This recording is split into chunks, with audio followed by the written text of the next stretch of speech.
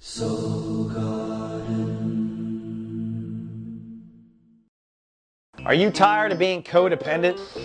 Have you ever wondered why you're always cheating? Why do you have to always mother everyone you date? I understand. The biggest problem usually is people choose the wrong person. Are you ready to find out the truth? Yes. In just one video, you'll understand what you're looking for in love and what you offer. You send us your date of birth, we send you a custom video that's all about you.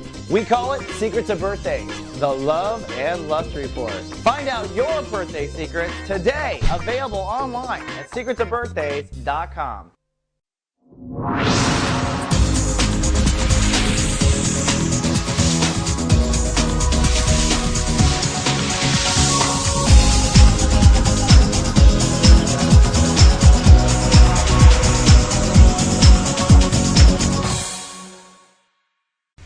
Hello my archers, and welcome back to Soul Horoscopes Weekly Edition. My name is Christopher Witecki, your host to Navigating Reality. How do you like that? And we are on to 2012, the countdown of releasing our karma and hopefully turning toward the light. Man, January's been going by pretty quickly. And you know, with Valentine's Day around the corner, we thought we'd throw a special. Our secretsofbirthdays.com Love and Lust Report. Don't know if you had this one yet, but this is a video that is cut exactly to your date of birth. And right now, if you buy your Love and Lust Report, we'll throw in a love interest for free. So you can run your neighbor, the guy you're looking at across the hall. You just need to know his date of birth. We'll tell you everything.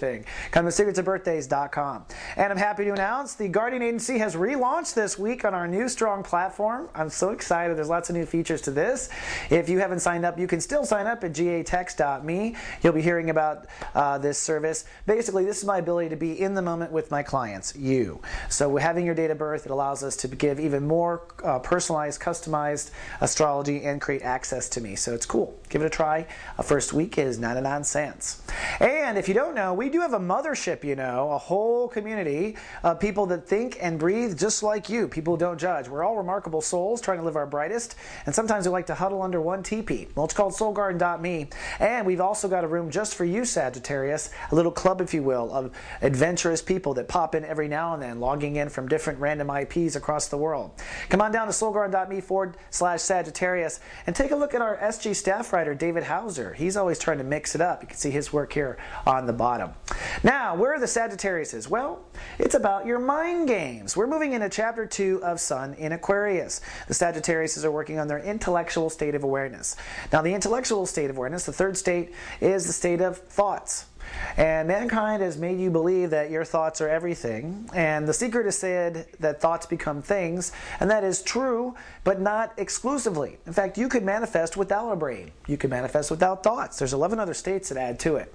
But the intellect, and how the intellect can sometimes hold us back. Sagittarius like to have innovative thoughts.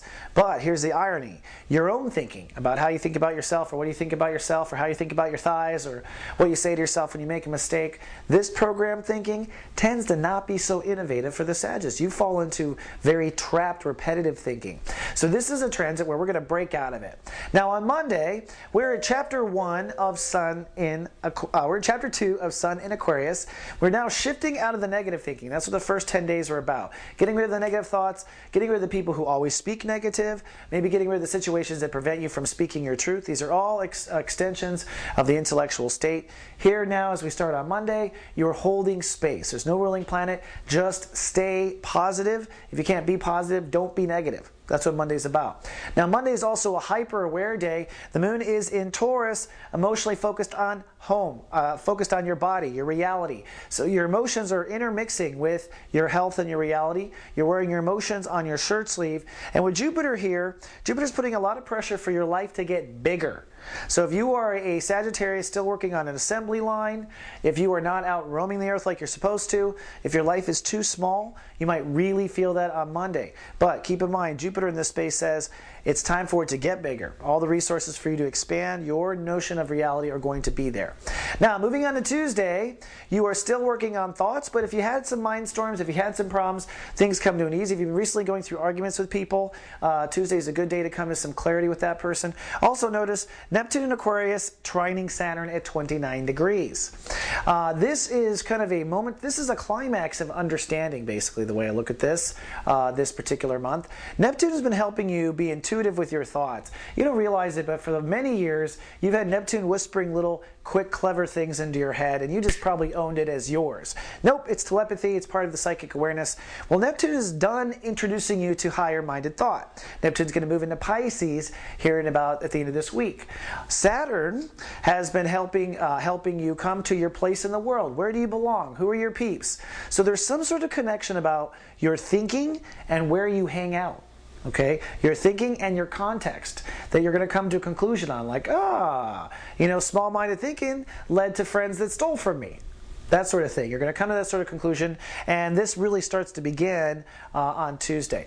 Now, on Wednesday, wonk, wonk, the moon still is in Taurus, so you're still feeling everything. This is a good day to hit the gym. If you were sick in the beginning of this moon-Taurus transit, this is a day where you can heal. Also, Jupiter, your home planet's ruling the day, so I think you're feeling like yourself. I really think you are coming into the old ways. It's kind of like feeling like your old self. That's the best way to put it. I don't know why I tried to say it again. But the most important, interesting thing is this Mars-Venus opposition. Venus and Mars come to an opposition. Now, Mars is retrograde, so it's moving backwards. Mars is the aggressive, masculine, testosterone energy that says move forward, move forward, move forward.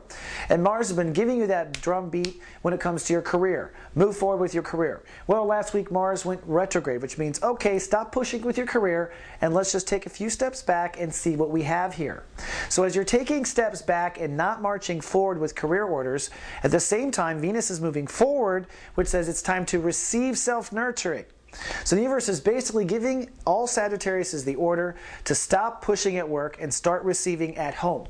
Start receiving and giving to yourself. There's something about having yourself well fed that is crucial probably to your career success when Mars goes direct. Now, here's a cool thing. For those of you that I watch over the GA agency, I've asked the agency to send out 2 personal with text on Wednesday.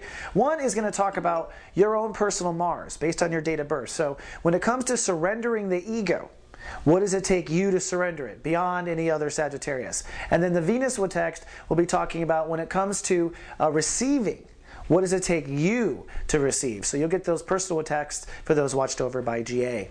On Thursday, things kind of storm up. So hopefully you're feeling pretty good. The moon does shift into Gemini, so you might have some emotional issues when it comes to relationships, or the karma of the day may play out in relationships. But remember, the karma and the thing is about your intellect. So when Uranus rules the day, could be a conversation, could be a breakdown, could be you finding information you didn't want to find out, unfortunately, and it's likely tied to relationships because the moon in Gemini is putting a focus on relationships. So keep in mind, although it's playing on the stage of a relationship, it's about the way you think. It's about the way you communicate. That's the lesson.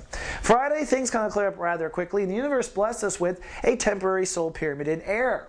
This is an epiphany, I finally get it moment.